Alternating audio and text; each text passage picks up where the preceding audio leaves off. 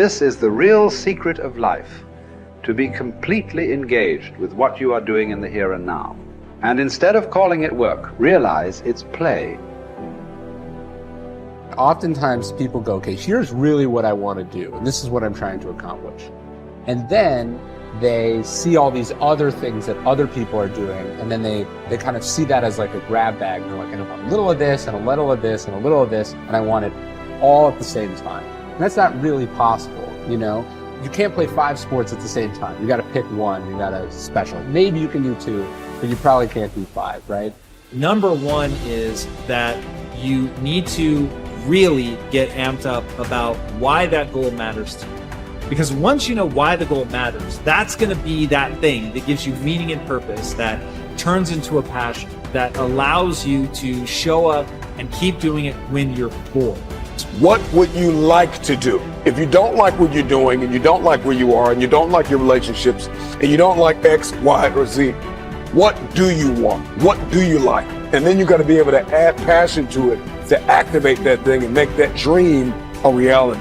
And to find that meaning and to develop it, to create meaning in our lives, we have to set an intention and we have to pursue that intention.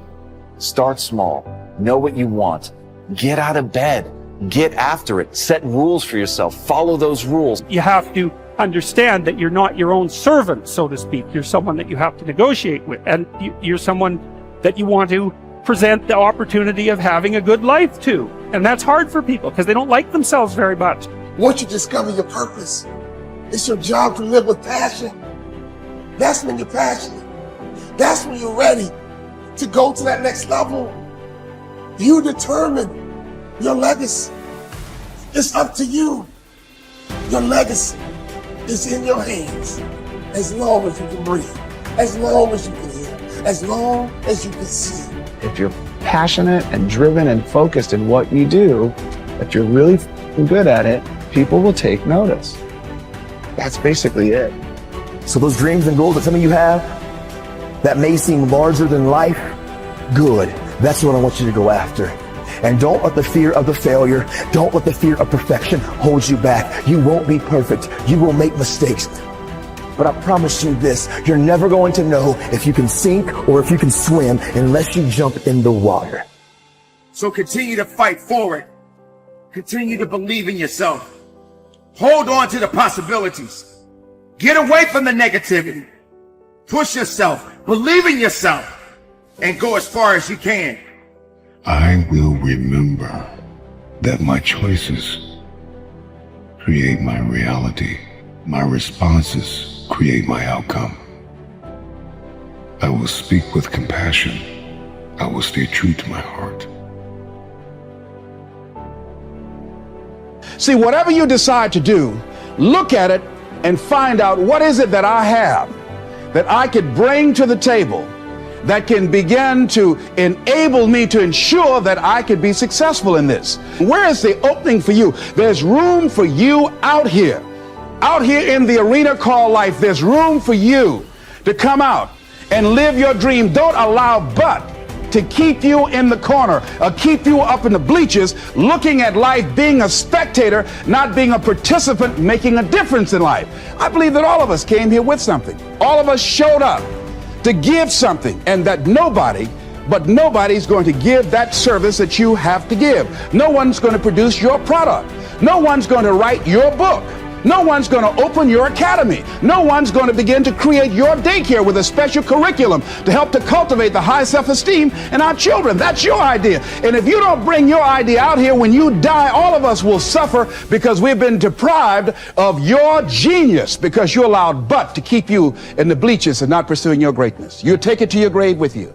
And that's what most people do. Now here's the simple formula for setting goals. It goes like this. A, work on your goals. That's step 1. Work on them. And I put the word work there deliberately. Setting goals is plain hard work. I don't want to kid you. We haven't come here tonight to kid each other. It's work. I know it's work. That's why a lot of people just let it slide. It's work. Many people work hard on their job, but they don't work hard on their future. They just let that slide.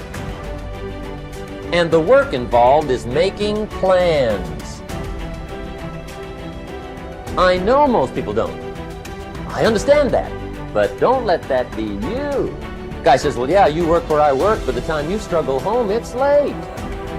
You've got to eat a bite of supper, watch a little TV, get to bed. You can't sit up half the night. Plan, plan, plan. And the guys be good worker, hard worker, sincere. But you've got to be better than sincere, working hard. You've got to be better than a good worker. You've got to be a good planner. Somebody once wisely said, the people who fail to plan are planning to fail. Well said. So work on your goals. Here's step 2. Write your goals down. That's so important. I teach my staff around the world, put your goals in your journal. Because one of the major people you want to study is yourself. So here's the list of goals I put together 3 weeks ago. Here's the list of goals I put together 2 years ago. Here's some of the changes I made, rearrangement of my priorities. I scratched these off, I put these on, I've gotten these. Study your accomplishments, study what your desires are. Put them on paper, write them down. Here's another reason for writing your goals down. It shows you're serious about doing better. And to do better, you gotta get serious. You don't have to be grim, but you must be serious. Everybody hopes things will get better. Everybody hopes. Poor people hope. That ought to tell you something. It means the future does not get better by hope. It gets better by plan. In studying warfare and battles over the centuries, I have always been fascinated by the situations where a smaller force defeated a numerically superior force. In every case, what I discovered was that the numerically smaller force was far better organized, more methodical, and more orderly in its plan of attack and execution than was the larger, more disorganized force. By the same token, an ordinary person with a system or recipe for problem solving can run circles around highly intelligent or well-educated people who throw themselves at their problems without a method or process for solving them. Always be sure to think on paper. Write things down. There is something that happens between the brain and the hand when you write. You get a greater sense of clarity and understanding with regard to the issues involved. You think better. Your perception is sharper. You actually become smarter and more creative by the very act of writing everything down as you go along and before you make a decision. One of the most important parts of your personal philosophy should revolve around the development of options. The rule is you are only as free as your well-developed alternatives. If your goal is to be happy, successful, and free, you must have choices. There must be more than one thing that you can do in every situation. You can never allow yourself to be trapped with only one course of action open to you. From the time you take your first job, make your first investment, or embark on any part of life, you should immediately begin to develop an alternative to that if something should go wrong. Always be looking for ways to use your creativity to add value by doing things faster, better, cheaper, or easier in some way. Just as the word deserve comes from the Latin roots de and servus, which mean from service, you should always be looking for ways to deserve greater rewards from serving your customers better in some way. In the final analysis, as a member of society, as a player, in our economic system, your riches and rewards will come from your ability to serve other people better than your competitors. Use your intelligence and your creativity every single day to find ways to make yourself more valuable to your company, your industry, and your world. This is the true hallmark of personal genius.